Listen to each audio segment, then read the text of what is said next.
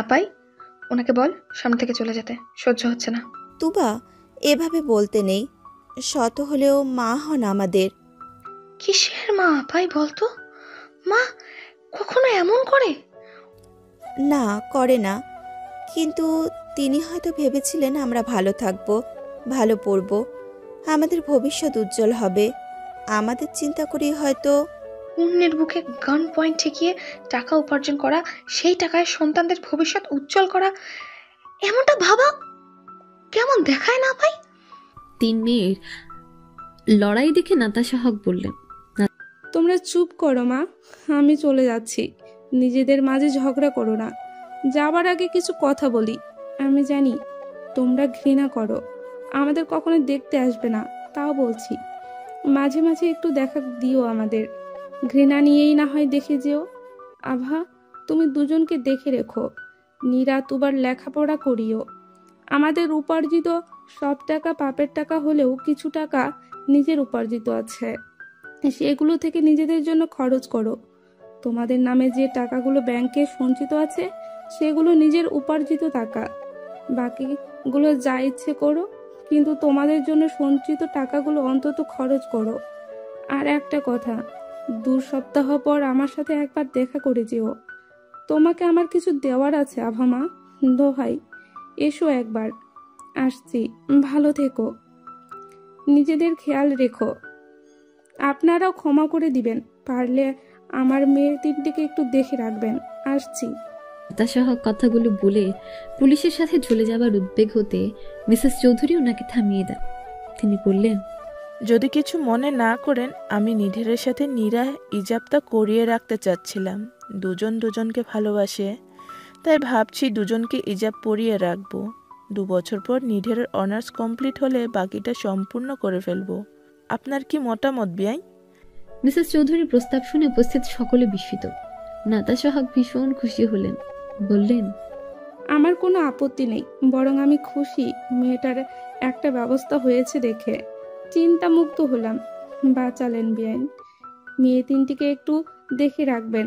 মাশাআল্লাহ, আমার মেয়ে দুটো ভাগ্যবতী, আপনার মতো শাশুড়ি শ্বশুর বাড়ি পেয়েছে। আসছি বিয়াইন। আভা, মনে করে একবার এসো মা। চলুন অফিসার। মিসেস চৌধুরীর প্রস্তাব শুনে উপস্থিত সকলে বিস্মিত। নাতাশা হক ভীষণ খুশি হন, বললেন। তিনি চলে গেলেন। সকলে ওনার যাওয়ার পানে তাকিয়ে রইলেন। নীরা নীরব অশ্রু বাড়ি বিসর্জন দিল। এত কিছুর পরেও বাবা মাকে মন থেকে ঘৃণা করতে পারছে না। মা, ওইদিন যা বললে সবটাই সত্যি ছিল? কি বলেছি নিধির, মনে পড়ছে না? খুলে বল। আমার আর নীরার। তোর আর নীরার কি? পুরোটা বল।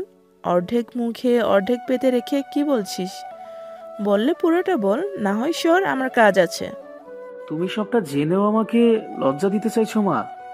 কেন এখন বলতে লজ্জা করছে? রাতে যখন সকলের চোখ ফাঁকি দিয়ে দুজন ছাদে যাও, তখন লজ্জাটা কোথায় থাকে বাবা? ওটা তো... ওটা কি বাবা? ধ্যাত, তুমি আমাকে জ্বালিয়ে মারবে। আমি চলে যাচ্ছি আমি। তো যা না, ধরে কে রেখেছে? মার কথা শুনে নিধি রেগে কিচেন রুম থেকে বেরিয়ে চলে যাচ্ছিল। ছেলের পাগলামা দেখে মিসেস চৌধুরী স্মিত হাসেন। পেছন হতে নিধিকে উদ্দেশ্য করে বললেন, কাল আমার ছোট ছেলের ইজাব পড়ানো হবে তার মনের মানুষের সাথে। কারো যদি দাওয়াতে যাওয়ার ইচ্ছে থাকে, তাহলে সে যেন আজ থেকে প্রিপারেশন নিতে আরম্ভ করে দেয়। দ্বিতীয়বার আর বলা হচ্ছে না কিন্তু। মধ্যে কিচেন পেরিয়ে ড্রয়িং রুমে পৌঁছে গিয়েছে নিধির। মার কথা শুনে এক ছুটে আবারও কিচেন রুমে আসে। ধন্যবাদ মা। অতঃপর মাকে জড়িয়ে ধরে খুশিতে চুমু খেয়ে বসে। ব্যাপারটা বুঝতে পেরে নিধির ঝুবা কামড়ে দিয়ে পুনরায় দৌড় লাগায় নিজের রুমের উদ্দেশ্যে। ছেলের কর্মকাণ্ডে মিসেস চৌধুরী ও মারিয়া কিছুক্ষণ হাসাহাসি করে। সেদিনের পর হতে আজ 2 দিন চলমান। 2 দিনে সকলে নিজেকে কিছুটা স্বাভাবিক করার চেষ্টা করেছে। 1 সপ্তাহ পর মিনহাজুল শেখের মৃত্যুদণ্ডের তারিখ। মিসেস চৌধুরী গতকাল একবার জেলখানায় গিয়ে সাদমান, নাতাশা, মিনহাজুল শেখ 3 জনের সাথে দেখা করে এসেছেন। দেখা করার বিষয়টি 8 দিন ব্যতীত কেউ জানে না। মিসেস চৌধুরী নাতাশা হকের সাথে কথা বলে নিধির নীরার হিজাব পড়ানোর তারিখটা কালকে ঠিক করেছেন। সে আয়োজন চলছে চৌধুরী মেনশনে। নীরা, নিধির ভাইয়া রিজার্ভ হয়ে যাচ্ছে কালকে। আমাদের কবে হবে? খুব তাড়াতাড়ি। কেন, তোর সইছে না বুঝি? জানি না। আফিয়ার তাহসিন। প্রিয় মানুষটার মুখে নিজের পুরো নাম শুনে আফির মনে হচ্ছে এক মুহূর্তে তার সর্বাঙ্গে শীতল এক শিহরণ বয়ে গিয়েছে। হৃদয় প্রণয়ের ঢেউ দোলা দিয়ে যাচ্ছে। বড় একটা ঢোক গিলে কোনো মতে আফি উচ্চারিত করে, জি বলুন। ভালোবাসি। অনাকাঙ্ক্ষিত শব্দটি শুনে আফির হৃদয়টা ধক করে উঠল। সে যেন বৈদ্যুতিক শক খেল। অবশেষে মানুষটা ওকে ভালোবাসি বলেছে। এর যে সুখের কিছু হতে পারে? পারে না। একজন প্রেমিকার কাছে তার প্রেমিকের বলা একটা ওয়ার্ড পৃথিবীর সবচাইতে বেশি মধুর আর আনন্দের। রোজ রোজ ভালোবাসি বলে বিরক্ত, রোজ রোজ ভালোবাসি ব্যক্ত করবার চেয়ে প্রতি মুহূর্তে ভালোবাসা অনুভব করার মাধুর্যতা কিচ্ছুতে নেই। অকস্মাৎ সে ভালোবাসা মুখ ফুটিয়ে প্রকাশ করা, সে তো এক অনিন্দ সুন্দর। ভালোবাসি শব্দটা শুনে লজ্জায় লাল হয়ে উঠল আফির কপোলদ্বয়। তার আর সাহস নিয়ে প্রত্যুত্তর করার। ভাগ্যিস মানুষটার সামনে নেই, তাহলে আজ তার মরণ নিশ্চিত ছিল। নেত্রদ্বয় রুদ্ধ করে দ্রুত চলা শ্বাস প্রশ্বাসগুলো নিয়ন্ত্রণ করতে লাগলো কেবল। আফির কোনো সারা শব্দ না পেয়ে সিয়াম বুঝতে পারলো আফি লজ্জা পেয়েছে। তাই তার লজ্জাটুকু বাড়াতে সিয়াম পুনরায় বলল, বউ হবে আমার? আমার নবগত বাচ্চার মা হবে? মানুষটা আজ তাকে মেরে ফেলার ফোন দিয়াছে। বেশ বুঝতে পারছে আফি লজ্জা পাচ্ছে। ও কেন তার লজ্জা বাড়াতে সব বলতে হবে? মানুষটা শরম নেই বলে কি তারও বুঝি শরম থাকবে না?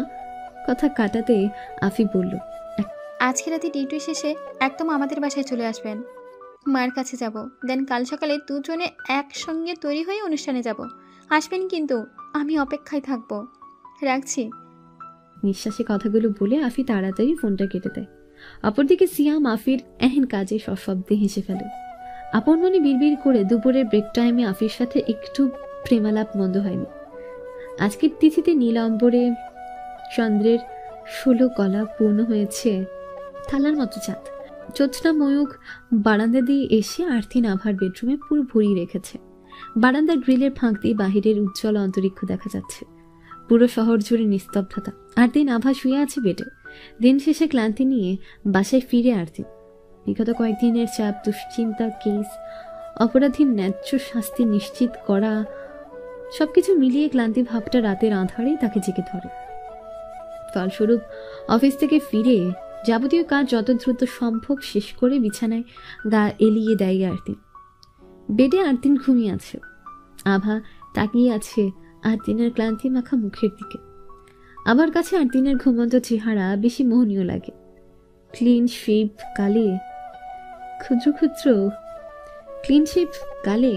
ক্ষুদ্র ক্ষুদ্র দাড়ি গজিয়েছে।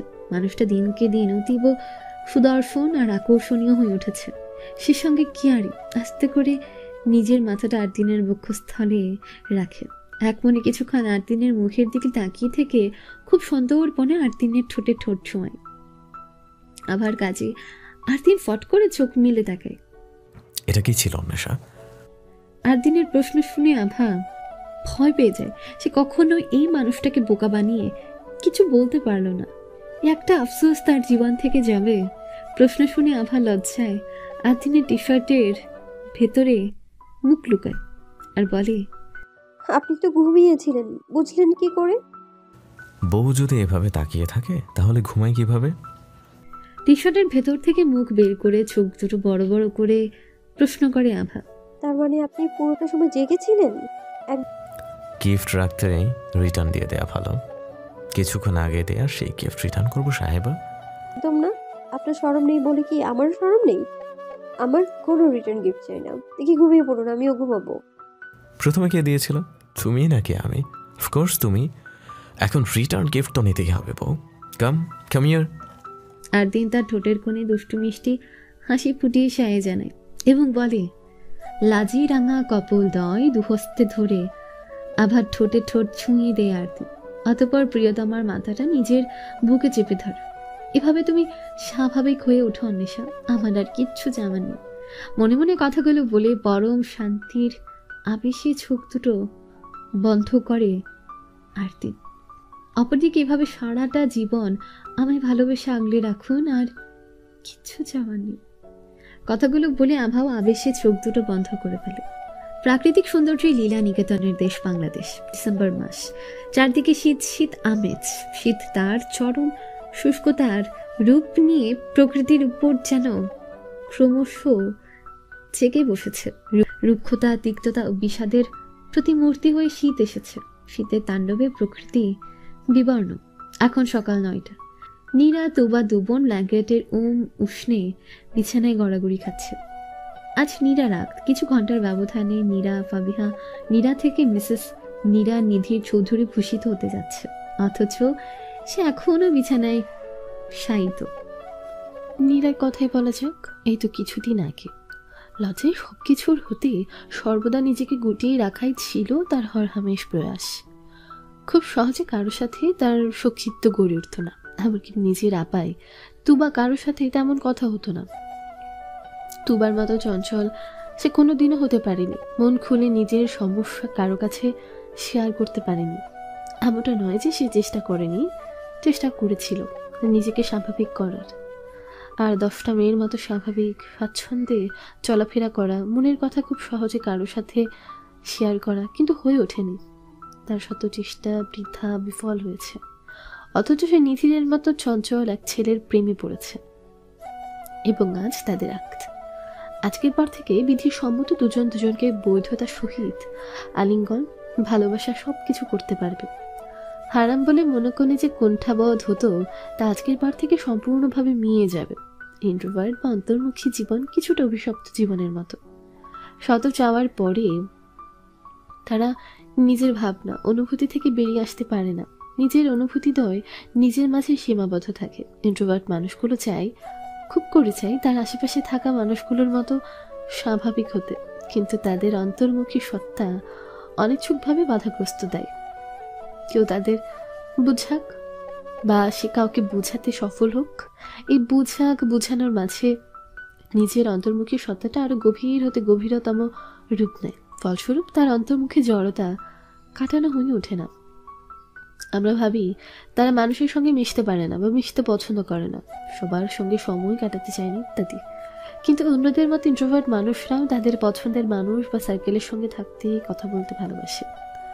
পরন্তু বিঘ্নিত হয়ে সে এক এবং একমাত্র প্রতিদ্বন্দ্বী অন্তর্মুখী সত্তা।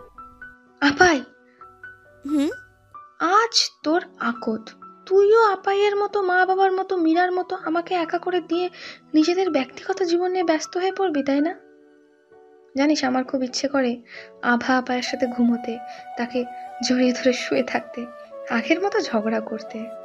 কিন্তু আপায়ের যে বিয়ে হয়ে গিয়েছে, এখন আর আগের মতো যখন তখন জড়িয়ে ধরে ঘুমানো, দুষ্টুমি করা, বিছানাকে ঠিক করে করবে, ছোট ছোট বিষয় নিয়ে মারামারি ঝগড়াঝাটি করা সম্ভব হয় না। আজ এই মুহূর্তে তুই আমার সাথে শুয়ে আছিস, অথচ কাল তুইও থাকবি না। একলা বেটে আমি একা পড়ে রইব। জানিস, কিছুদিন ধরে এসব ভেবে ভেবে খুব ভয় হচ্ছে। মনে হচ্ছে একাকিত্ব আমাকে জেঁকে ধরছে। নিজেকে ভীষণ একা লাগে আপাই। আচ্ছা, মা বাবা এমন কেন করলো বলতো? সৎ পথে টাকা উপার্জন করেও যে বাঁচা যায়, ওরা কি জানতো না? মা বাবা দুজনেই বাইরের কান্ট্রি থেকে গ্র্যাজুয়েশন কমপ্লিট করেছে, চাকরি অহরহ ছিল। দুজন ভালো একটা জব নিলেও তো পারতো বল। আজ আমাদের পরিবারটা ভাঙতো না, তাই না? আমিও একলা হতাম না, মীরাকেও হারাতে হতো না। আমার কি ইচ্ছে করছে জানিস, মা বাবাকে জেল থেকে চুপি চুপি ছাড়িয়ে নিয়ে অনেক দূর চলে যেতে, যেখানে গেলে তাদেরকে আর আমার থেকে আলাদা করে দেওয়া হবে না।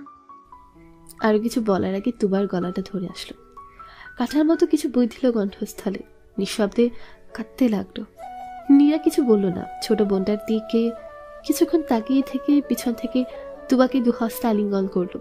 নীরার মাথাটা তুবার কাঁধে রাখা। নিঃশব্দে কান্নার ফলে থেকে থেকে তুবার শরীরটা ক্ষীণ ঝাঁকি দিচ্ছিল। চঞ্চল, বেপরোয়া, অগোছালো, জটপটে চতুর্দশ ছোট্ট কিশোরী তুবাটা আজ পারিপার্শ্বিক চাপে কেমন নিতিয়ে পড়েছে। হঠাৎ তাকে কেমন প্রাপ্তবয়স্ক কিশোরী লাগছে। কত বড় বড় কথা বলছে। নীরা তার একটা হাত উঠিয়ে তুবার অশ্রুবাড়ি মুছে দিতে উদ্বেগ হচ্ছিল।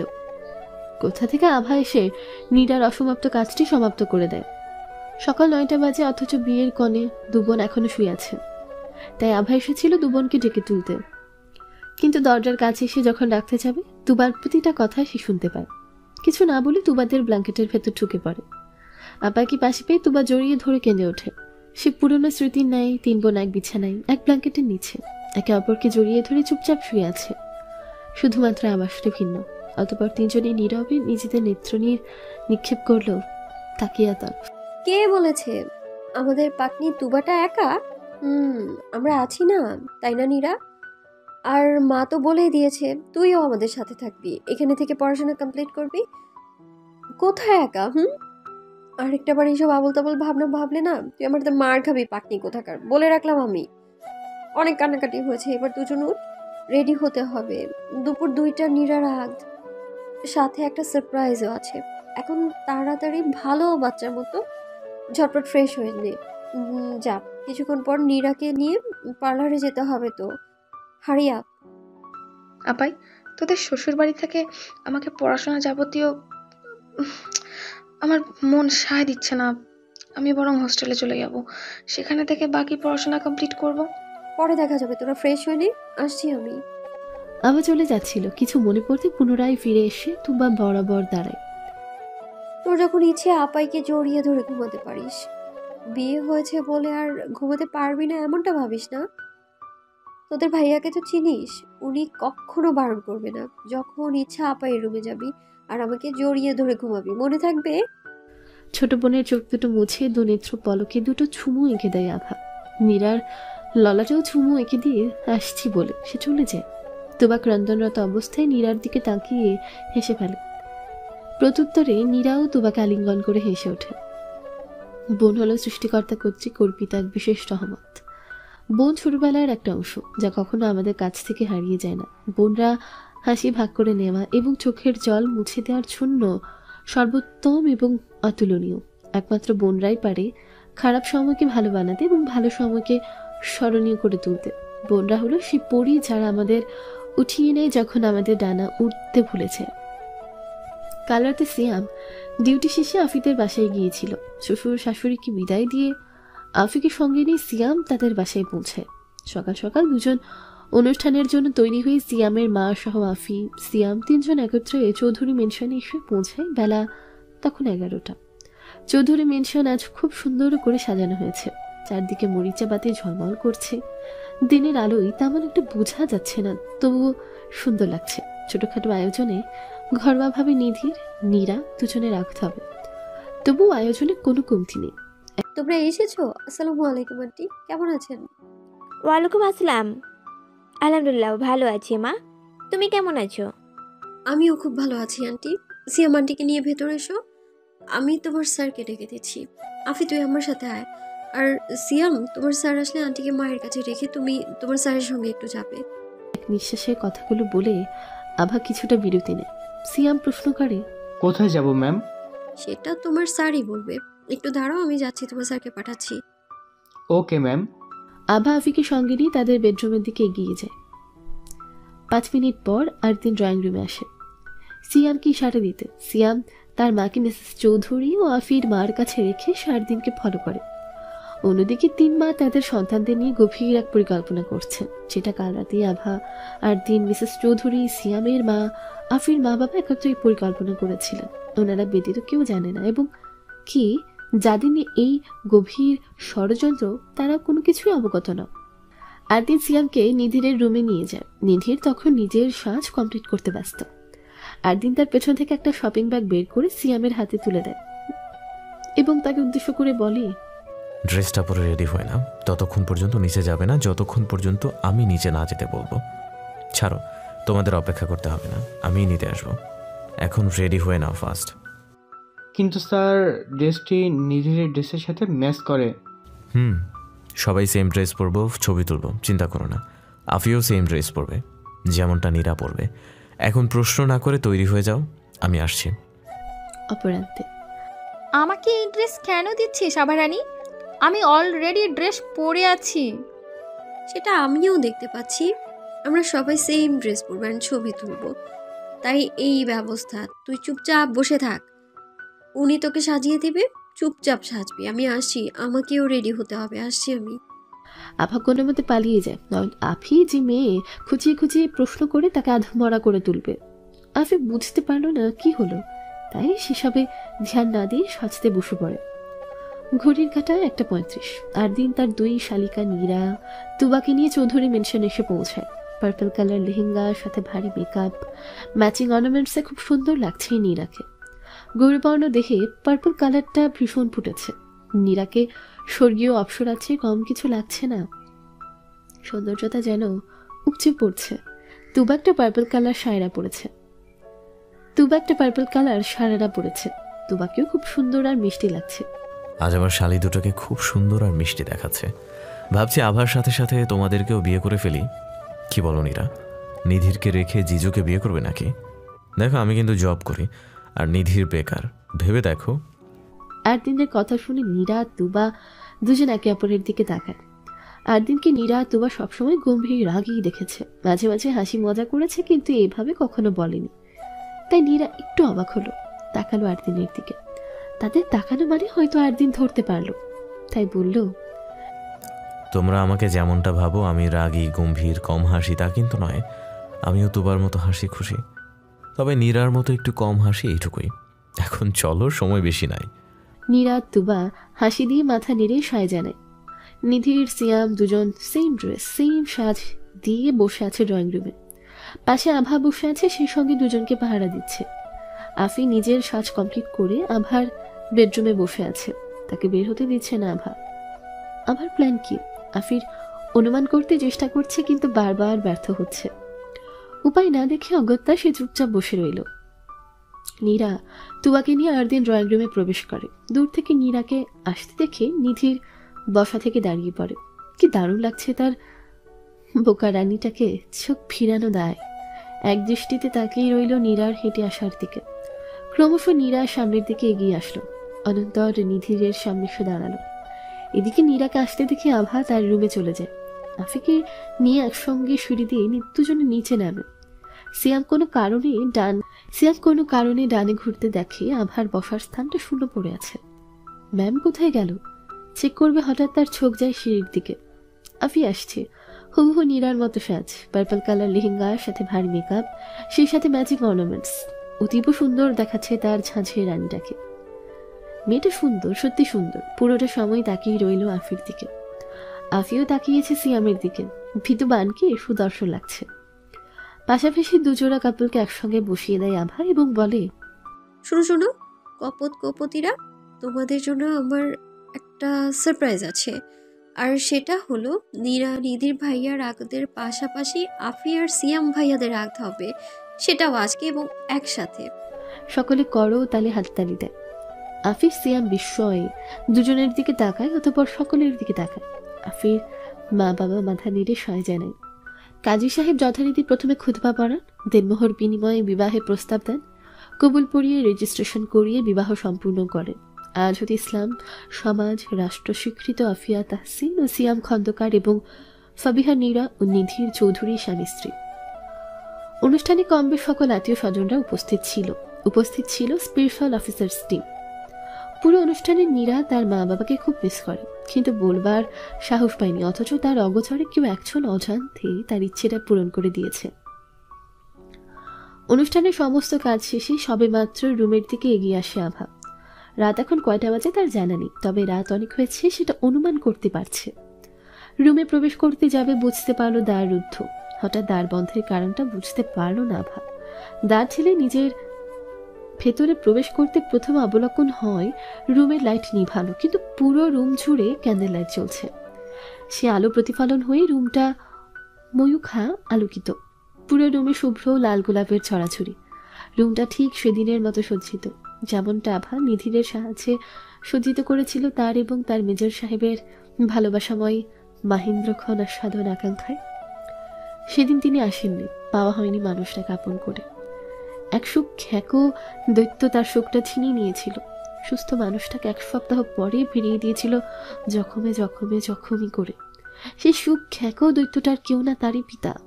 কথাটা ভাবতে নয়ন জোড়া ছলছল করে উঠল। পর্দার আড়াল হতে আমার চোখ থেকে 1 ফোঁটা নেত্রনীর টুপ করে মাটিতে পড়বার আগে নিজের হাতটা বাড়িয়ে দিল আরতিন। পরন্ত নেত্রনীর গড়িয়ে পড়ল আরতিনের হাতের তালুর উপর। সযত্ন নিজের হাতের তালুতে রেখে দিল ধরনের নেত্রনীর। আভা আকস্মিক ঘটনায় বিস্মিত হলো। কিছু মনে পড়তে কান্না বন্ধ করবার রদবদল ফুঁপিয়ে কেঁদে উঠল। ঝাপটে জড়িয়ে ধরল সামনে দণ্ডায়মান মানুষটাকে। মানুষটা পরম যত্নে তার ধরনের মাথাটা নিজের বক্ষস্থলে চেপে ধরে রাখল। এভাবে কিছু সময় অতিবাহিত হলো। আভা আরদিনের বক্ষস্থল হতে নিজ শির উঠিয়ে প্রশ্নোত্তর দৃষ্টিতে তাকাতে আরদিন তার তর্জনে আঙ্গুলটা চেপে ধরে আভার ঠোঁটে হুস, কোনো কথা নয়। অনন্তর আভাকে পাঁজা খুলে উঠিয়ে ক্রমশ বেডের দিকে এগিয়ে যায়। শুভ্র লাল গোলাপে সজ্জিত বেডে আভাকে শুয়ে দেয় আরতি। এক দৃষ্টিতে আভাকে অবলোকন করতে থাকে।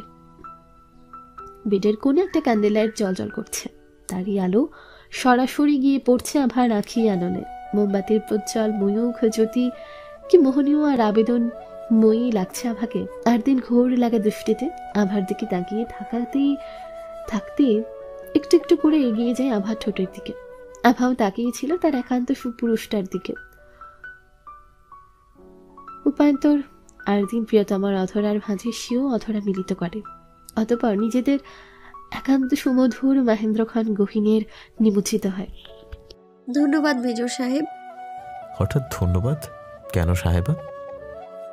ধন্যবাদ এই জন্য যে আমাকে এত ভালোবাসা দেওয়ার জন্য, এত কেয়ার করার জন্য, এত স্পেশাল ফিল করানোর জন্য, আমার একান্ত সুপুরুষ হওয়ার জন্য, আমার কিশোরী বয়সের প্রণয়ের সাফল্যতা দেওয়ার জন্য, আমার বোনগুলোকে নিজের বোন মানার জন্য, আমার কষ্টে সামিল হওয়ার জন্য, আমাকে এত সুন্দর একটা পরিবার দেওয়ার জন্য, দ্বিতীয় মা বাবা দেওয়ার জন্য, দুটো ভাই দেওয়ার জন্য, এই আমিটাকে সৌভাগ্যবতী করে তোলার জন্য, প্রকাশ করার আগে আমাকে বোঝার জন্য, আজকে সকলের অগোচরে ভিডিও কলে মা বাবাকে নীরা সমস্ত বিয়েটা দেখার সুযোগ করে দেওয়ার জন্য, সবকিছুর জন্য অনেক অনেক থ্যাংক ইউ মেজর সাহেব। পরিশেষে থ্যাংক ইউ হচ্ছে এই শূন্য আমিটাকে পরিপূর্ণ করার জন্য। ভালোবাসি ভালোবাসি ভালোবাসি, আমৃত্যু ভালোবেসে যাব। পরপরে যদি জীবন সঙ্গী সুযোগ পাই, নিঃসন্দেহে আমি আপনাকেই চাইব, আমার মেজর সাহেবকে চাইব, আমি মেজর মেহরাব আরদিন চৌধুরীকে চাইব। আমি তোমাকেও ধন্যবাদ আমার জীবনে আসার জন্য, আমার রঙহীন জীবনটা রাঙানোর জন্য, আমার হৃদহরণী হওয়ার জন্য, আমার স্ত্রী হওয়ার জন্য, সকলকে ভালোবাসার জন্য, কঠোর গম্ভীর মুখে আরদিনকে সহজ করার জন্য, একটা মানুষকে না দেখে শুধু চিঠির মাধ্যমে 4টা বছর পাগলের মতো ভালোবাসার জন্য, জীবনের প্রতিটি মুহূর্ত পাশে থেকে অঙ্গীকারবদ্ধ হওয়ার জন্য, সব কিছুর জন্য ধন্যবাদ। আমি রোজ রোজ ভালোবাসি বলতে পারি না, কিন্তু তুমি আমার ভালোবাসা উপলব্ধি করতে পারো, বিনিময়ে এত ভালোবাসা দাও, সেই জন্য স্পেশাল ধন্যবাদ। ভীষণ ভালোবাসি মেয়ে, ভীষণ ভালোবাসি, সারা জীবন ভালোবেসে যাব। জীবন সঙ্গী হিসেবে একমাত্র তোমাকেই চাইব, আমার হৃদহরণীকে, আমার শ্যামাঙ্গিনী শ্যামময়ীকে, অন্বেষা মেহরিন আভাকে ভালোবাসি। ভোরের স্নিগ্ধ আলো ফুটতে মনোরম বসুন্ধরা উদ্ভাসিত, প্রকৃতির কোমল অনিল গায়ে মাখামাখি। সারা রাতের অলসতা গায়েব হয়ে মন ফুরফুরে। বারান্দার বিভিন্ন ফুলের চারাগুলো ভোরের শিশির গায়ে মাখিয়ে উত্তমশীল সজীব সতেজ হয়ে উঠেছে। ডালে ডালে ফুল খুলি ভরপুর। ভালোবাসাময় এক রাত শেষে ভোরের স্নিগ্ধতা উপভোগ করতে ব্ল্যাঙ্কেট জড়িয়ে আভা আরদিন বারান্দা ডিভানে বসে আছে। আরদিন ব্যস্ত প্রকৃতির সৌন্দর্য দেখতে। আভা নজর আটকে আছে বারান্দার কর্নারে থাকা লাল গোলাপ গাছটার দিকে। গাছটাতে লাল টকটকে বড় বড় 6টা গোলাপ ফুটে আছে। সবগুলো গোলাপ থেকে একটা গোলাপ বেশ নজর কাড়া। আভা আরদিনের কোল ছেড়ে উঠে দাঁড়ায়। ধীর পায়ে এগিয়ে গোলাপ গাছ হতে ফুলটা তুলে ফিরে এসে পুনরায় আরদিনের কোল দখল করে নেয়। আরদিনের দিকে মুখ ফিরিয়ে গোলাপ ফুলটা আরদিনের কানে গুঁজে দেয়। আরদিন প্রকৃতি অবলোকনে এতই ব্যস্ত যে তার কোনো কিছু খেয়াল নেই। হয়তো কিছু একটা গভীরভাবে ভাবনা চিন্তা করছে। ফুলকুমার আভা কয়েকবার ডাকলো, কিন্তু অপর দিক থেকে কোনো প্রত্যুত্তর আসলো না। তা দেখে আভা আরদিনকে ঝাঁকি দেয়। হঠাৎ ঝাঁকি অনুভব করতে আরদিন ভাবনা বিদীর্ণ হয়। কিছু বলছিলে? সরি, শুনতে পাইনি, আবার বলো লক্ষ্মীটি। কি ভাবছিলেন? আমাকে বলুন, কোনো কিছু নিয়ে চিন্তিত আপনি? মুখ দেখে তো বোঝা যাচ্ছে কিছু ভাবছেন। কি ভাবছেন? অন্বেষা, তোমার মনে আছে নাতাশা মা বলেছিলেন 2 সপ্তাহ পর তোমাকে একবার জেলে গিয়ে তার সাথে দেখা করে আসতে? মনে আছে, ভাবছি যাব। হঠাৎ এই প্রশ্ন কেন বলুন তো? আমার কেন যেন মনে হচ্ছে মা তোমাকে কিছু বলতে চাইছে বা কিছু দিতে চাচ্ছে, যেটা অন্য কারো শোনা বা জানা শোভনীয় না। হঠাৎ এমনটা কেন মনে হলো? অন্য কিছু তো হতে পারে, তাই না? Yeah, but I don't know why I strongly feel that মা তোমাকে কিছু বলতে চাইছে, এবং সেটা একান্তভাবে। এত ভাববেন না তো। 2 দিন পর তো যাচ্ছি, তখন জানা যাবে, আপনিও জানতে পারবেন। এখন উঠো, ফ্রেশ হতে হবে, অফিস যাব। আপনি ফ্রেশ হয়ে নিচে আসুন, আমি ব্রেকফাস্ট তৈরি করছি। ঘুম ভাঙতে সকলে ডাইনিং টেবিলে এসে বসে আছে, অপেক্ষা করছে আরতিনের জন্য। ততক্ষণে ফ্রেশ হয়ে একদম তৈরি হয়ে নিচে নামে আরতিন। কেসের পর লুকিয়ে রাখতে হয়নি নিজের পরিচয়, যে জন্য তার কর্মজীবনের পরিচিতি সকলের অগোচরে রাখার প্রয়োজন মনে করেছিল আরতিন। সে প্রয়োজন ফুরিয়েছে। মেঘের খুনি শাস্তি পেয়েছে, সেই সাথে তার সঙ্গে জড়িত সকলের শাস্তি হয়েছে। তার নিজের পরিচয় লুকানো নিষ্প্রয়োজন। কেসের দ্বিতীয় দিন অফিসে প্রেস মিডিয়া ভিড় জমিয়েছিল ইয়াং সাহসী মেজরকে দেখতে। খবরের কাগজে কাগজে সাহসী ইয়াং মেজরের গুণগান, সেই সঙ্গে মিনহাজুল শেখের কুকর্মের খবর সমস্তটা ছাপানো হয়েছে। আর দিন এখন প্রকাশ্যে নিজের প্রিয় ইউনিফর্ম পরিধান করে অফিসে আসা যাওয়া করে। আভা নীরা 2 বোন একে একে খাবারের ডিশ এনে টেবিল সজ্জিত করেছে। নিধি নীরাকে দেখছে আর মিটিমিটি হাসছে। একদিনে যায়নি, বউ তার সংসারী হয়ে উঠেছে। মিস্টার চৌধুরী 2 পুত্রবধূর কাজে উচ্ছ্বসিত। মেয়ে 3টে আসার পর থেকে তাদের সমস্ত একাকিত্ব খুঁজেছে। তুবার সাথে সারাক্ষণ গল্পে মেতে থাকেন তিনি। তুবা মিস্টার চৌধুরীকে পেয়ে সন্তুষ্ট। বাবার মতো হাসি খুশি তিনি। অফিসে যাওয়ার আগে তিনি তুবার সঙ্গে কিছুক্ষণ হাসি মজা করে এবং অফিস থেকে দ্রুত ফিরে আসেন, সঙ্গে চকলেট আনতে ভুলে না। মেঘের চঞ্চলতা সবটা যেন তুবার মাঝে বিদ্যমান। মিসেস চৌধুরী নিজের 2 পুত্রবধূকে একসঙ্গে দেখে প্রাণ জুড়াচ্ছেন। কালই আক্ত হয়েছে, অথচ নীরা নিজের সংসার এখন থেকে বুঝতে শুরু করে দিয়েছে। কিন্তু তিনি তা চান না। তিনি চান পড়াশোনা আগে, পরে সংসার। মেয়ে দুটোর উজ্জ্বল ভবিষ্যৎ আছে, সেদিকটাও ফোকাস করা অত্যাবশ্যক। প্রথম দিন তাই নীরাকে কিছু বলেনি। কাল থেকে তিনি 4 ছেলেমেয়েকে কলেজ ইউনিভার্সিটিতে পাঠানোর সিদ্ধান্ত নিয়ে রেখেছেন। নিধির বিয়া না হইতে বউকে কাজে লাগাই দিছিস, সংসারের উন্নতি এখন থেকেই। নিধিরের উদ্দেশ্য প্রশ্নটি ছুড়ে আরদিন চেয়ার টেনে বসে। আরদিনের প্রশ্ন শুনে নীরা সহ সকলে মিটমিটে আসছে। নিধির ভাবলাকান্ত চেহারাই তাকিয়ে আছে। আমি কি বলেছি তোমার শালিকাকে যে বউ কাজ করো, সংসারের উন্নতি করো? আমি কিচ্ছু বলিনি। আমার বউ নিজের ইচ্ছায় সব করেছে, প্রথম তাই বাধা দেয়নি। তার মানে আর কোনো কাজ করতে দিবি না তুই তোর বউকে? বসায় বসায় রাখবি? দেখছো মা, তোমার ছেলে এখন থেকে বউয়ের ভালো মন্দ নিয়ে ভাবতে শুরু করছে। বাহ, গুড গুড, ভেরি গুড।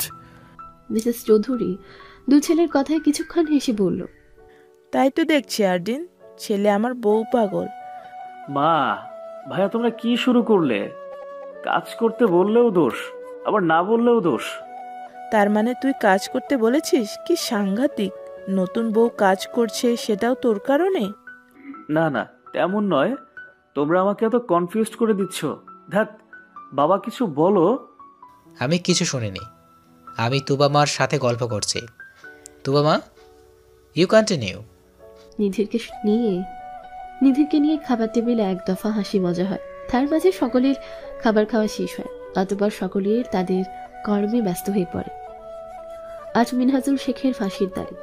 যথারীতি সমস্ত কার্যক্রম শেষে ফাঁসির দড়িতে ঝুলানো হয় তাকে।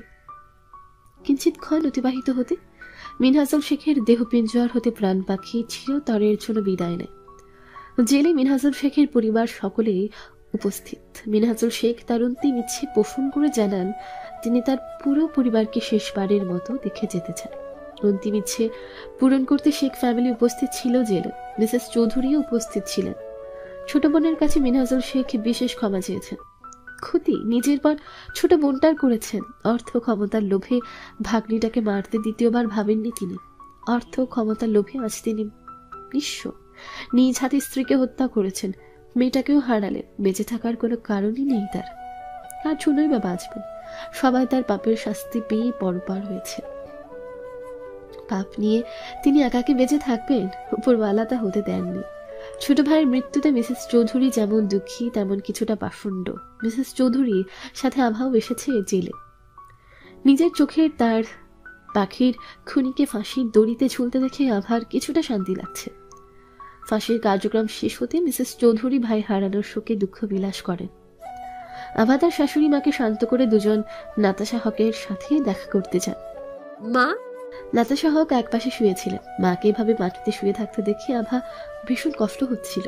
মনে হচ্ছিল কলিজাটা কেউ ছিনিয়ে নিয়ে যাচ্ছে। ধরা কণ্ঠে টেনে টুনে আবারও ডাকলো, মা। মেয়ের কণ্ঠ শুনে নাতাশা হক চকিত চাহনিতে ফিরে তাকায়। সামনে মেয়ে এবং মেয়ের শাশুড়িকে দেখে খুশিতে দ্রুত শোয়া থেকে উঠে দাঁড়ান। আনন্দে মেয়ের কাছে দৌড়ে যান। কেমন আছিস মা? নীরা, তুবা কেমন আছে? তোরা ভালো আছিস? হ্যাঁ মা, আমরা সকলেই ভালো আছি। তুমি? আর কিছু বলতে পারল না, তার আগেই আভার চোখ থেকে টুপ টুপ ছল গড়িয়ে পড়তে থাকে। নাতাশা তার মেয়েকে কাছে ডেকে হাত বাড়িয়ে তার চোখ দুটো মুছে দেয়। কেঁদো না মা, আমি ভালো আছি। তুমি বাবাকে আলাদা রেখেছে? অন্য জেলে। এভাবে কিঞ্চিতক্ষণ মা মেয়ের মাঝে কথোপকথন হয়। এক পর্যায়ে নাতাশা হক বলেন, তোমাকে যে জন্য ডেকেছিলাম কারণটা বলবো, কিন্তু সমস্যা নেই বিয়াইন, আপনি কথা বলুন। আমি বিয়াইন সাহেবের সাথে একটু দেখা করে আসছি। সরি মা। সমস্যা নেই, তোমরা কথা বলো। একান্ত কথা থাকতেই পারে। বি পজিটিভ মা, আসছি। মিসেস চৌধুরী বলে যান। নাতাশা হক একটা প্রগাঢ় দম ফেলে বলতে আরম্ভ করেন, আভা মা, তোমাকে আমার কিছু দেওয়ার ছিল। আজ হোক বা কাল সেটা তোমার পাওয়ার কথা ছিল, তবে এত তাড়াতাড়ি ভাবিনি। যাই হোক, মন দিয়ে শোনো। আমাদের বাসায় যাবে, অতঃপর আমার রুমে যাবে। আলমারিতে একটা লকার আছে, যার চাবি আমার জুয়েলারি বক্সে আরও ক্ষুদ্র একটি বক্স পাবে। তাতে লকারের চাবি আছে। লকার খুললে নানান জুয়েলারি পাবে, সেগুলো তোমরা রাখতে পারো। গহনাগুলো আমার স্বামীর দেওয়া, কোনো পাপের টাকায় নয়। তোমার বাবার দেওয়া গহনা, তবে হ্যাঁ, সাদমানের দেওয়া গহনা নয়, যেটা বলেছিলাম। লোকারে একটা ডায়েরি পাবে। ডায়েরিটা আমি শুধু তোমার জন্য লিখেছিলাম। আমি জানতাম যে কোনো সময় এটা তোমার প্রয়োজন পড়বে। ডায়েরিটা তোমার কাছে রেখো আর সময় করে পড়ো। তবে কেউ যেন কখনো ডায়েরি সম্পর্কে কিছু জানতে না পারে, আর দিনও নয়। কেন মা, উনি জানলে কি হবে? ডায়েরিটা পড়ো, বাকিটা তুমি জানতে পারবে। মাকে আর দেখতে এসো না মা, আজই তোমার সাথে আমার শেষ দেখা। কিন্তু কেন মা? তোমাকে দেখতে আসলে সমস্যাটা কি? ডায়েরি পড়লে তোমার কাছে সবটা ক্লিয়ার হয়ে যাবে। এখন প্রশ্ন করছো, কিন্তু তখন ভাবে ভালোই করেছি বারণ করে। একটু কাছে আসবে মা, তোমাকে একটু আদর করতে ইচ্ছে করছে। আমি জানি ডায়েরিটা পড়ার পর তোমার সাথে আমার আর দেখা হবে না, প্রচন্ড ঘৃণা করবে। আসবে মা? আভা কিছু বলতে পারল না। তার মা কি বললো সবটাই গুলিয়ে গিয়েছে। স্বামীর গহনা, বাবার গহনা, কিন্তু সাদমানে নয়। এসবের মানে কি? কি আছে সেই ডায়েরিতে? মনে হাজার প্রশ্ন নিয়ে আভা তার মায়ের দিকে এগিয়ে যায়। নাতাশা হক তার মেয়েকে কিছুক্ষণ আদর করে। দেখা করার সময় শেষ। আভা মিসেস চৌধুরী বাড়ির উদ্দেশ্যে রওনা হয়। পিছে ফেলে যায় মার নিষ্ক্রিয় সত্তাটি। সময় গড়িয়ে সপ্তাহ শেষে মাঝখানে অতিবাহিত হয় পুরো 2 মাস। 2 মাসে অনেক কিছু পাল্টে গিয়েছে। মীরা, আফি, আভা, নিধির 4 জনে তাদের লেখাপড়া জীবনে ব্যস্ত হয়ে পড়ছে। তুবাও তার লেখাপড়ায় ফোকাস করছে। হোস্টেল, চৌধুরী মেনশন, 2 জায়গায় তার স্থান। যখন যেথা ইচ্ছে থাকতে পারে, তার জন্য উন্মুক্ত। মিস্টার চৌধুরী তুবা বলতে পাগল। আভা, নীরা 2 জন পুত্রবধূ, মেয়ে 2টোই। কিন্তু তুবা শুধু ওনার মেয়ে। মেঘের মতো ভালোবাসেন তিনি তুবাকে। তুবার শত আবদার মিস্টার চৌধুরীকে ঘিরে। কে বলবে তিনি তুবার বোনদের শ্বশুর? যে কেউ দেখলে বলবে বাবা মেয়ে। বাবা মার চলে যাওয়ার পর বোনের শ্বশুরের কাছে বাবার ভালোবাসা পেয়ে তুবা যেন তার আরেকটা বাবাকে পেয়েছে। তুবার আগমনে মিস্টার চৌধুরী মেঘের শূন্যতা পূরণ করেছেন। মেঘের মতো চঞ্চল, দুষ্টু, বেখেয়ালি, সবচেয়ে বড় কথা মেয়েটা মেঘের মতো পুরো চৌধুরী মেনশন হাসি খুশিতে ভরিয়ে রাখে। আর তিনি নিধির তুবাকে মেঘের মতো ভালোবাসে। মিসেস চৌধুরী 3 মেয়েকে পেয়ে সারাদিন আড্ডায় মেতে থাকতে চান। কখনো 4 জন একসাথে ছাদে বসে গল্প করে, কখনো 3 মেয়েকে ধরে বেঁধে মাথায় তেল মেখে দেন। মাথায় তেল মাখা নিয়ে তুবার ঘোর আপত্তি। ঠিক মেঘের মতো ঠোঁট দিয়ে বাচ্চার মতো মিস্টার চৌধুরী কাছে অভিযোগ করবে, বাবা, আঙ্কেল, আন্টি, মা আজ কেন আমার মাথায় তেল মেখে দিয়েছে? আমার তেল মাখা পছন্দ না, বলে দেবেন আপনার ওয়াইফকে। তুবার অভিযোগ শুনে সকলে হাসে। আভা, আরদিন, নীরা, নিধি, রাফি, সিয়াম, 3 জুটির সম্পর্ক উন্নত হয়েছে। 3 জুটি জমিয়ে তাদের সংসার করছে। সেদিন মার সাথে দেখা করার 1 ঘন্টা পর আভা তাদের বাসে গিয়েছিল। মার কথা অনুযায়ী লকার থেকে ডায়েরিটা এনেছিল ঠিকই, কিন্তু খুলে পড়ার সাহস সঞ্চারিত করতে সক্ষম হয়নি। যদি মার কথা সত্যি হয়, যদি ডায়েরিতে এমন কিছু থাকে যেটা পড়ে আভা হয়তো তার মাকে আগের চেয়ে বেশি ঘৃণা করবে, যদি সত্যি সে মায়ের সাথে যোগাযোগ বন্ধ করে দেয়, তাহলে কি হবে? নানান প্রশ্নের মাথায় ঘুরপাক, সঙ্গে ভয়ের সব মিশ্রিত হয়ে আভা ডায়েরিটা পড়েনি। সে ভেবে রেখেছে কখনো ডায়েরিটা পড়বেই না, থাকুক এভাবে। অগত্যা ডায়েরিটা কাপড়ের ভাঁজে রেখে দিয়েছে আভা। আর দিনকে কিছু জানায়নি আভা। 2 সপ্তাহ যাবৎ আভার কেমন দুর্বল অনুভূতি হচ্ছে। কিছু খেতে গেলে গা ঘুরায়, মাথা ঘুরায়, ঠিকমতো খাবার খেতে পারে না। হাত পা ফুলে ওঠে, সর্বদা সর্বাঙ্গের দুর্বলতার রেশ বিরাজমান। একটুতেই হাঁপিয়ে ওঠে। সামান্য কাজ করতে তার কষ্ট হয়। হয়তো শরীর দুর্বল, তাই এমনটা হচ্ছে, বা সুগার ফল। বিয়ের আগেও মাঝে মাঝে তার সুগার ফল হতো, তখন খেতে সমস্যা হতো না, তবে বাকি সবগুলো হতো। তাই ততটা ধ্যান দেয়নি আভা। আর দিনের কাজের চাপ বেড়েছে, সেভাবে সময় পায় না আভার কেয়ার করবার। তবে যথেষ্ট চেষ্টা করে দিন শেষে রাতে ফিরে আভার দৈনন্দিন জীবনের সবটা খবর নেবে। খাবার ঠিকমতো খাওয়া হয়েছে কিনা, লেখাপড়া কেমন চলছে, সবটাই খেয়াল রাখে আরতি। সারাদিন ডিউটি শেষে রাতে যেটুকু সময় পায় সবটাই আভার কেয়ার করতে ব্যস্ত হয়ে পড়ে। এই অবস্থায় তাকে আরও টেনশনে ফেলতে চায় না আভা। অগত্যা তার অসুস্থতার কথা নিজের মাঝে সীমাবদ্ধ রাখে। ভার্সিটি থেকে বেরিয়ে আভা আফি ক্যান্টিনের দিকে এগিয়ে যাচ্ছিল। হঠাৎ আভার মাথাটা কেমন চক্কর দিয়ে ওঠে। পড়ে যেতে কোনোভাবে আফির হাতটা ঝাপটে ধরে নিজেকে রক্ষা করে। আকস্মিক কাজে আফি ভয় পেয়ে যায়।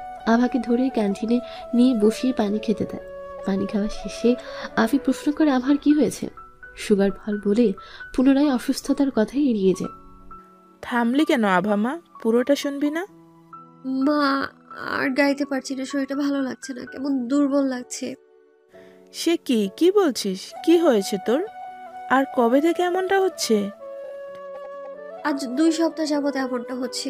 একটুতেই হাঁপিয়ে উঠি, খাবার খেতে গা গুলিয়ে বমি আসে, মাথা ঘোরায়।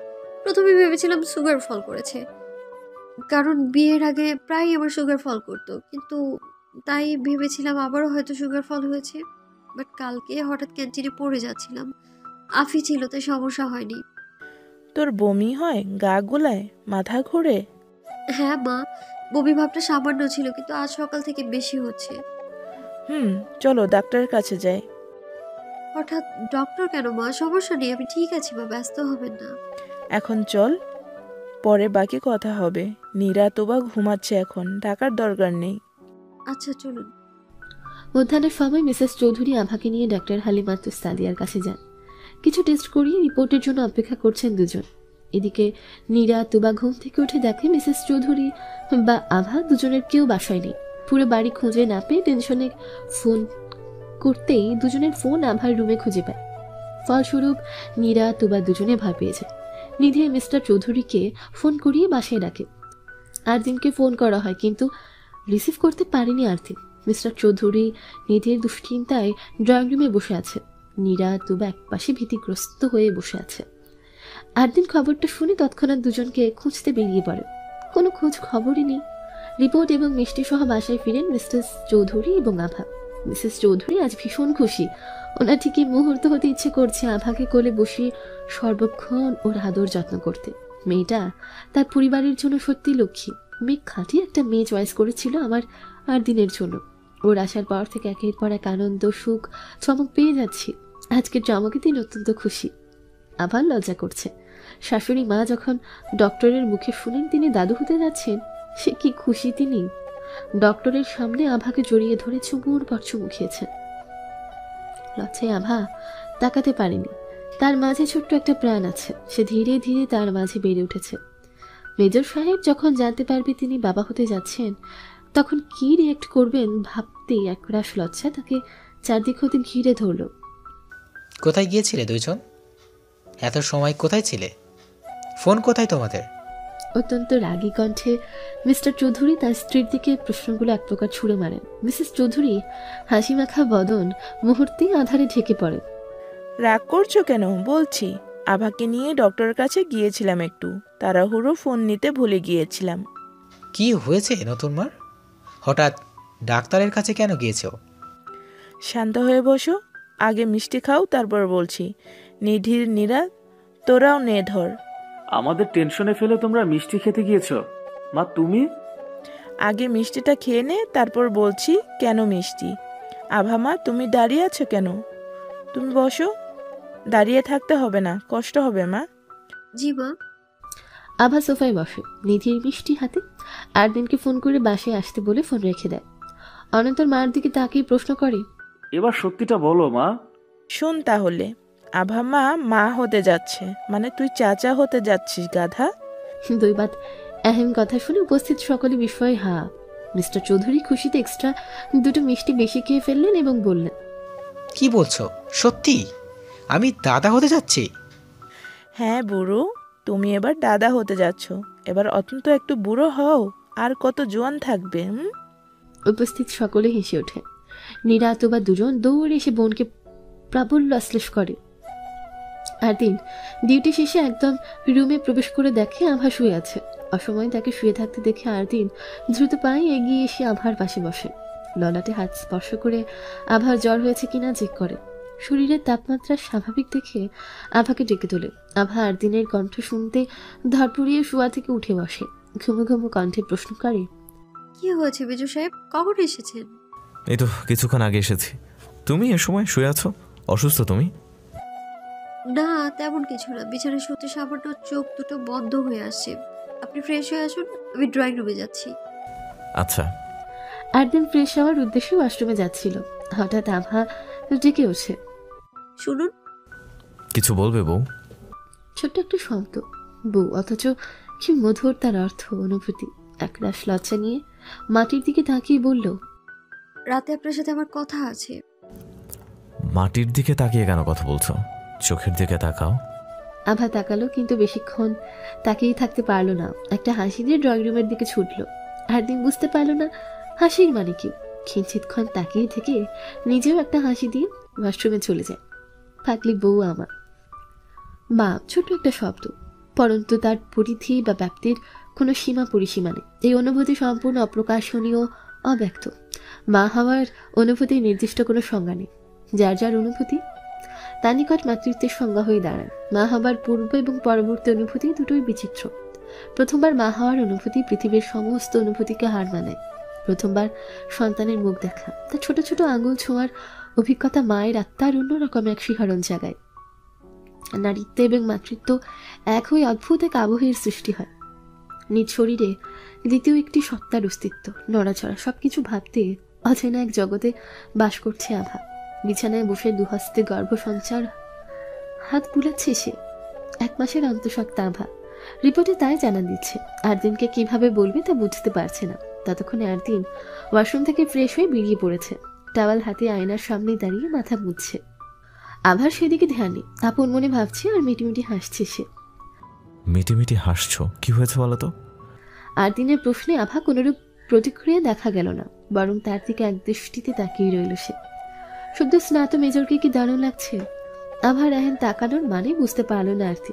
পুনরায় একই প্রশ্ন করল, এই মিটমিট করে হাসছো কেন, কি হয়েছে? হঠাৎ সশব্দে কিছু কর্ণপাত হতে আভা হেঁচকি ওঠে।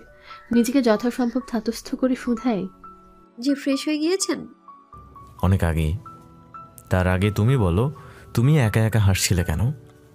ড্রয়িং রুমে মা বাবা দুজনকে দেখলাম আমার দিকে কিভাবে যেন তাকাচ্ছেন। নিধির কি সব উদ্ভট কথাবার্তা বলছে।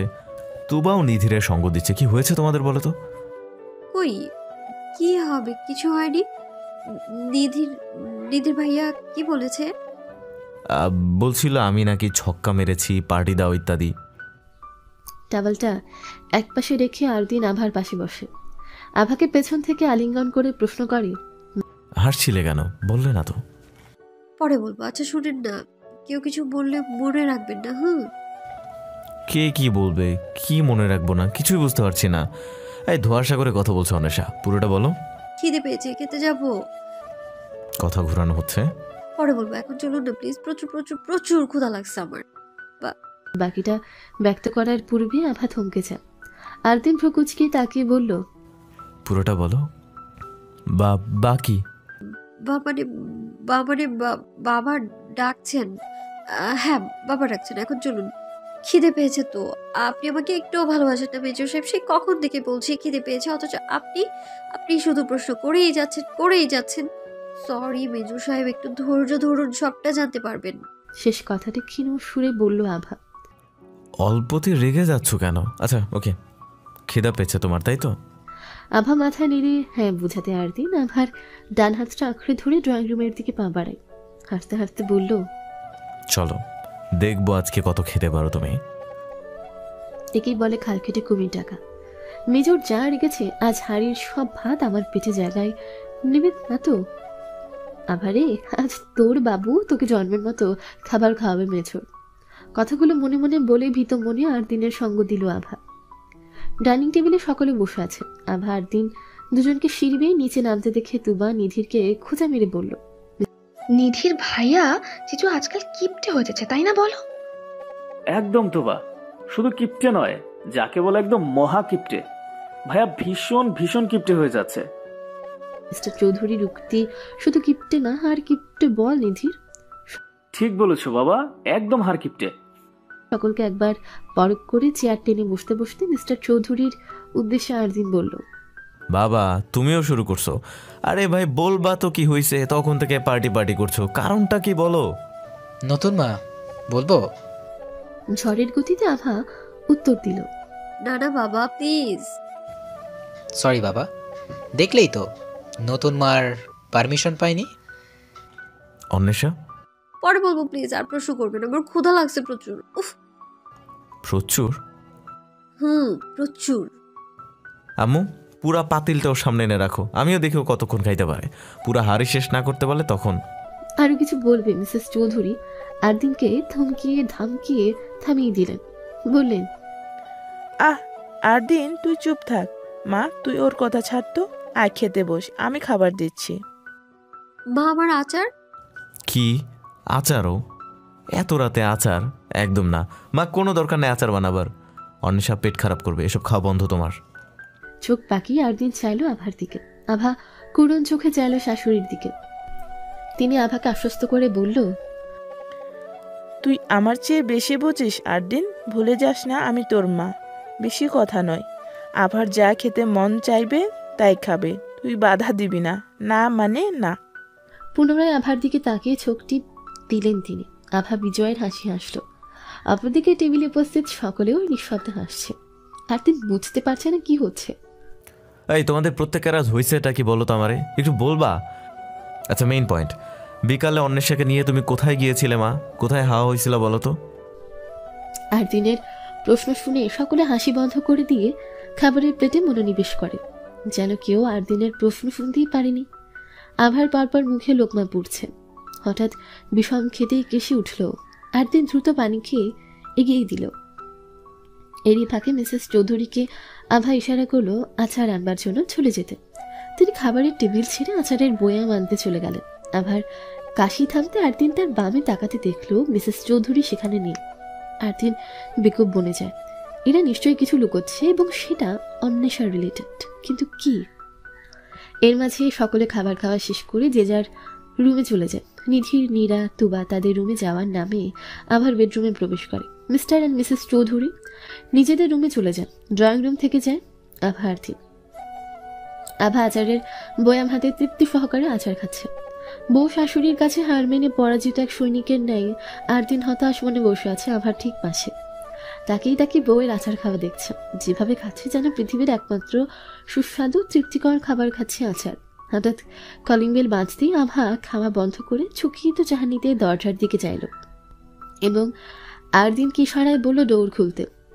আরদিন শুধালো, এখন আবার কে এসেছে? দরজাটা খুলুন, তাহলে দেখতে পাবেন, যান। আরদিন বসা থেকে উঠে দরজার দিকে এগিয়ে যায়। ইতোমধ্যে 3বার কলিং বেল বাজানো হয়ে গিয়েছে। আরদিন আসছি বলে দ্রুত এগিয়ে যায় এবং দরজা খুলে সামনে তাকিয়ে দেখতে পায় একজন ডেলিভারি ম্যান পার্সেল হাতে দাঁড়িয়ে আছে। এত রাতে ডেলিভারি ম্যানকে দেখে আরদিন বেজায় আশ্চর্য। আরদিনকে দেখা মাত্র ডেলিভারি ম্যান প্রশ্ন করে, স্যার, মেহরাব আরদিন চৌধুরী আছেন? ওনাকে প্রয়োজন, একটু ডেকে দেবেন প্লিজ। জি, আমি মেহরাব আরদিন চৌধুরী, বলুন কি প্রয়োজন? হাতে থাকা পার্সেলটা আরদিনের দিকে এগিয়ে দিয়ে বলে, স্যার, পার্সেলটি আপনার নামে, সাইন করে নিন। আমার নামে পার্সেল? বাট আমি তো কিছু অর্ডার করিনি। আচ্ছা দিন। অনন্তর আরদিন সাইন করে পার্সেল হাতে ডেলিভারি ম্যানকে বিদায় দিয়ে দ্বাররুদ্ধ করে ড্রয়িং রুমের দিকে এগিয়ে আসে। পার্সেলটা দেখতে দেখতে আনমনি আভাকে জিজ্ঞেস করে, অন্বেষা, তুমি কিছু অর্ডার করেছো? অন্বেষা। কোনো সারা শব্দ না পেয়ে আরদিন তাকাতে দেখলো আভা বাছারের বয়াম দুটোর কোনোটায় ড্রয়িং রুমে নেই। ড্রয়িং রুম, কিচেন রুম খুঁজে কোথাও না পেয়ে আরদিন রুমের দিকে এগিয়ে যায়। রুমে প্রবেশ করতে দেখলো রুমে ডিম লাইট চালানো। আভা রুমেও নেই। রুমে প্রবেশ করে আভাকে না পেয়ে চারদিকে তাকিয়ে আভাকে ডাকতে আভা বান্দার থেকে সাড়া দিল। মেজর সাহেব, প্রথমে হাতে পার্সেলটা আনবক্স করুন এবং টেবিলের উপর রাখুন। আপনার জন্য কিছু রাখা আছে। অন্বেষা, তুমি প্লিজ মেজর সাহেব। ভারী নিঃশ্বাস ফেলে বলল, ওকে। অতঃপর আরদিন তার হাতের পার্সেলটা আনবক্স করে। তাতে কুশি কাটা বাচ্চাদের দুজোড়া জুতো পেল সে। বাচ্চাদের জুতো মানে বুঝতে পারলো না আরদিন। তাদের বাসায় কোনো বাচ্চা তো নেই, এই জুতো জোড়া কার জন্য? পাশে সেন্টার টেবিলের উপর নজর পড়তে দেখলো সেখানে একটা ফাইল রাখা। আরদিন ফাইলটা হাতে নিয়ে প্রথম পৃষ্ঠা উল্টাতে একটা চিরকুট পায়। চিরকুটটা পড়ে সে কি কর্তব্য বিমোর দ্রুত রুমে লাইট জ্বালিয়ে একের পর এক ফাইলের প্রতিটা পেজ উল্টিয়ে পাল্টিয়ে দেখলো আরদিন। ফাইলটা রেখে জুতো জোড়া হাতে নিয়ে এক ছুটে বারান্দায় যায় সে। আবার দরজার দিকে মুখ করে বসেছিল। আরদিনকে এভাবে আসতে দেখে অস্বস্তিতে মুখ ফিরিয়ে অন্যদিকে চাইল। আরদিন নির্বাক চিত্তে ধীর পায়ে এগিয়ে আসে আভার কাছে। কোনো কথা না বলে আভার পায়ের কাছে ফ্লোরে বসে পড়লো আরদিন। হাতে জুতো জোড়া বিদ্যমান। কাপা কাপা গলায় আভাকে ডাকলো আরদিন। অন্বেষা, এই রিপোর্ট কি সত্যি নাকি সবটাই আমার ভ্রম? বলো না। সত্যি মেজর সাহেব। এই কারণে তখন খাবারের টেবিলে আচার খেতে চেয়েছিলে? জি। বিকেলে মাকে নিয়ে হাসপাতাল গিয়েছিলে? আসলে এই জন্যই নিধির বাবা তখন পার্টি চাচ্ছিল? তুমি বুঝতে পারো যে তুমি মা হতে যাচ্ছ? মানে আমি 1 মাস প্রেগনেন্ট তুমি, তার মাঝে গা গুলিয়ে আসে, মাথা ঘোরানো, দুর্বলতা অনুভব করা, কিচ্ছু বুঝতে পারোনি তুমি? 2 সপ্তাহ যাবত এমনটা হচ্ছিল। কাল কলেজে মাথা ঘুরে পড়ে যাচ্ছিলাম। আফি ছিল আমার। কথাটা শোনা মাত্রই আচমকা আরদিনের শির দাঁড়াবে তপ্ত অনিল বয়ে গেল। গলার স্বর কঠিন করে বলল, what are you crazy Anwesha? 2 সপ্তাহ এভাবে? সিরিয়াসলি? তুমি আমাকে কেন বলনি? কেন বলনি তুমি অসুস্থ? কিছু হয়নি তো? আঘাত পেয়েছো কোথাও? ঠিক আছো তুমি? আরদিন ব্যস্ত হয়ে পড়লো আভার হাত পা দেখতে। আভা দ্রুত বলল, আপনি অস্থির হবেন না, শান্ত হন। আমি একদম সুস্থ আছি, সত্যি বলছি, শান্ত হন। স্বস্তির শ্বাস ছাড়লো আরদিন। বিষণ্ণ মনে আভার দিকে চেয়ে শুধালো, আমি কি তোমার প্রপার যত্ন নিতে অক্ষম নাকি তুমি আমাকে ভরসা করো না? কোনটা অন্বেষা? ছি তহবা, আপনি এভাবে বলবেন না। কিসের মাঝে কি? আমি নিজের চেয়েও আপনাকে বেশি ভরসা করি, বিশ্বাস করি। নিজের চোখে দেখতে পারছিলাম আপনার কাজের চাপ বেড়েছে, সেই সাথে টেনশন। আপনি নিজেই একটু ভালোভাবে রেস্ট নিতে পারছিলেন না। সেখানে আমার অসুস্থতার কথা বলে আরো টেনশন বাড়াতে চাইনি, তাই লুকিয়ে গিয়েছিলাম। আর আমি ভেবেছিলাম সুগার ফল, কারণ বিয়ের আগেও আমার সুগার ফল করতো, সেই জন্য এতটা ভাবিনি আমি। প্লিজ নিজেকে দোষারোপ করবেন না আপনি। যদি কোনো অঘটন ঘটে যেত তখন আমার কি হতো? কেন নিজের যত্ন নেও না? আমাকে কষ্ট দিতে তোমার ভালো লাগে? আর হবে না তো, সরি। আচ্ছা, আমাদের সন্তান আসছে, তাতে আপনি খুশি নন? আভার কথার পিঠে আরদিন কোনো রাও করলো না। বারান্দা থেকে আভাকে কোলে উঠিয়ে বিছানায় শুয়ে নিজেও পাশে শুয়ে পড়ল। আভাকে পেছন থেকে আলিঙ্গন করে মাথায় হাত বুলিয়ে দিতে লাগলো। মানুষটা আজও নিজের অনুভূতি লুকিয়ে গেল। আভা কিছু বলল না। বেবির কথা, আরদিনের কথা চিন্তা করতে করতে একটা সময় ঘুমিয়ে পড়ল। আরদিন যেন আভার ঘুমানোর অপেক্ষায় ছিল। তাকে ঘুমিয়ে পড়তে দেখি বিছানায় উঠে বসে। তার নেত্রদয় নোনা জলে চিকচিক করছে। দুঃখের নয়, সুখের। বাবা হওয়ার অনুভূতি কি যাদের সে সৌভাগ্য হয়েছে একমাত্র তারাই অনুভব করতে পারে। একদিন সেই সৌভাগ্যবানদের মাঝে একজন পাগলের মতো আভার আখি আননে চুমু খেতে লাগলো। কে বলেছে আমি খুশি হইনি? আজ আমি ভীষণ খুশি। ধন্যবাদ বউ, আমাকে এত আনন্দের একটা সুসংবাদ দেওয়ার জন্য, এত সুন্দর একটা অনুভূতির সাথে পরিচয় করিয়ে দেওয়ার জন্য। বাবা হওয়ার অনুভূতি কখনই প্রকাশ করা যায় না।